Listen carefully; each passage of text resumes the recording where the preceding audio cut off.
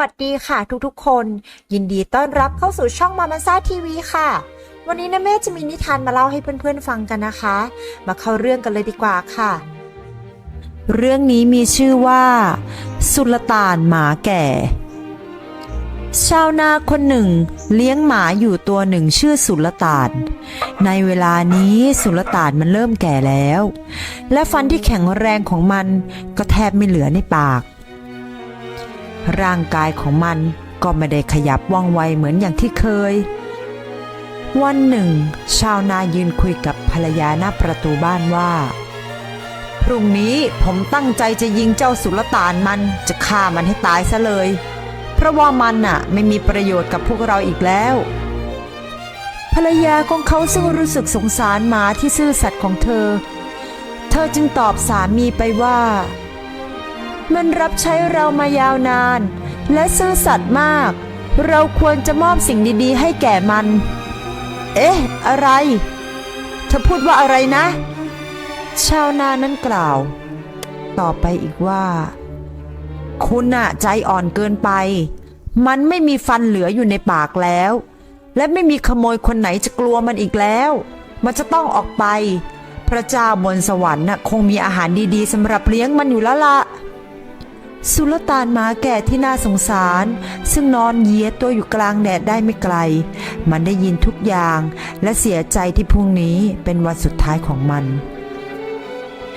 นมีเพื่อนซีอยู่ตัวหนึ่งคือหมาป่าสุลต่านจึงย่องเข้าไปในช่วงเย็นเพื่อมาหาหมาป่าและบ่นถึงชะตากรรมที่รอคอยมันอยู่ฟังนะหมาป่ากระซิบข้าจะช่วยเจ้าให้พ้นจากปัญหาข้าคิดอะไรบางอย่างได้พรุ่งนี้เช้าเมื่อเจ้านายของเจ้าไปทำงานกับภรรยาและพวกเขาก็จะพาลูกเล็กๆไปด้วยเพราะจะไม่มีใครเหลืออยู่ในบ้านเลยในเวลาระหว่างทำงานพวกเขาจะวางเด็กไว้ใต้รั้วไม้ในที่ร่มเจ้าก็นอนอยู่ที่นั่นคอยแสดงว่าพร้อมที่จะปกป้องพวกเขาแล้วข้าจะออกมาจากป่าและอุ้มเด็กออกไปเจ้าก็รีบตามข้ามาและคว้าเด็กๆกลับไปข้าจะปล่อยให้เด็กๆหลุดมือไปและเจ้าก็จะนำมันกลับไปหาพ่อแม่ของเขาใครจะคิดว่าเจ้าจะได้ช่วยเด็กๆไว้และพวกเขาจะรู้สึกขอบคุณเกินกว่าที่จะทำอันตรายใดๆแก่เจ้าในทางกลับกันเจ้าจะได้รับความโปรดปรานและพวกเขาจะไม่ยอมให้เจ้าจากไปอีกเลยแผนดังกล่าวทำให้หมาแก่พอใจและเป็นไปตามแผนที่วางไว้ผู้เป็นพ่อร้องเสียงดังลั่นเมื่อเห็นหมาป่าวิ่งข้ามทุ่งมาจับลูกๆของพวกเขา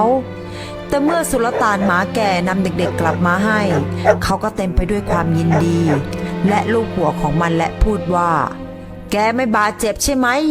แกจะได้กินอาหารของฉันฟรีตราบเท่าที่แกมีชีวิตอยู่เขาพูดกับภรรยาของเขาว่ารีบกลับบ้านไปทำขนมปังสำหรับสุลต่านซึ่งเขาจะได้ไม่ต้องเคี้ยวแล้วเอาหมอนจากเตียงของฉันไปให้มันนอนหนุนซะต่อจากนี้ไปสุลต่านก็จะได้ใช้ชีวิตอย่างสบายใจหลังจากนั้นไม่นานหมาป่าก็มาเยี่ยมหมาแก่และดีใจที่ทุกอย่างประสบความสำเร็จไปได้ด้วยดีว่าแต่เรื่องหมาป่ากระซิบเจ้าช่วยหลับหูหลับตาเวลาที่ข้าอยากจะอุ้มแกะตัวอ้วนๆออกไปสักตัวได้ไหมหมาแก่ตอบกลับไปว่าอย่าพูดอย่างนั้นฉันจะซื่อสัตย์ต่อนายของฉันไม่สามารถเห็นด้วยกับเรื่องนี้ได้หมาป่าซึ่งคิดว่าคงจะพูดเรื่องนี้ตรงๆไม่ได้เสียแล้วก็ได้แอบเข้าไปในตอนกลางคืนและกำลังจะจับแกะไปกินแต่สุลต่านได้บอกแผนของหมาป่าแก่ชาวนาให้ทราบไว้แล้วชาวนาได้จับตัวหมาป่าไว้โดยการใช้ถุงหนังมาคลุมแล้วโยนตัวมันออกไปหมาป่าไม่พอใจอย่างมาก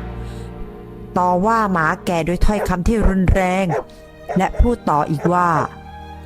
เดี๋ยวเถอะเจ้าหมาแก่เจ้าทรยศเจ้าต้องชดใช้ในสิ่งนี้เช้าวันรุ่งขึ้นหมาป่าร่วมมือกับหมูป่าไปท้าสู้กับหมาแก่โดยนัดหมายให้เข้าไปในป่าเพื่อยุติข้อพิพาทระหว่างกันสุลต่านได้ชวนเพื่อนอีกตัวหนึ่งซึ่งมันคือแมวที่มี3 ขาไปด้วยและเมื่อพวกเขาออกไปด้วยกันแมวผู้น่าสงสารก็เดินกระโผลกกระเพลกตามมาในเวลาเดียวกันแมวก็ชูหางของเธอขึ้นไปในอากาศด้วยความเจ็บปวด หมาป่าและหมูป่ามาถึงที่หมายแล้ว แต่เมื่อเห็นหมาแก่กับแมว3 ขามาพวกมันกลับคิดว่าหมาแก่เตรียมอาวุธมาด้วย เพราะหมาป่าเข้าใจผิดว่าหางของแมวที่ชูขึ้นฟ้านั้นคือดาบหรือด้ามปืน มันจึงเกิดความกลัว หมูป่าหนีเข้าไปในป่า และหมาป่าก็กระโดดขึ้นไปบนต้นไม้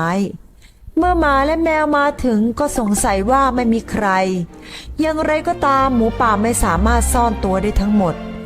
หูของหมูป่าโผล่ออกมาให้เห็น ขณะที่แมวกำลังมองดูอย่างระมัดระวัง เห็นหูหมูป่าขยับทำให้แมวคิดว่าเป็นหนูที่กำลังหนีจึงกระโดดกัดอย่างแรง หมูป่าร้องเสียงหลงแล้ววิ่งหนีไปและโวยวายว่าเจ้าคนผิดมันอยู่บนต้นไม้หมาและแมวเงยหน้าขึ้นมองพร้อมกันทันทีทันใดนั้นก็เห็นหมาป่าซ่อนอยู่บนต้นไม้หมาป่ามันอายและเขินมากเมื่อมันลงมามันก็ขอโทษและขอกลับไปเป็นเพื่อนหมาตามเดิม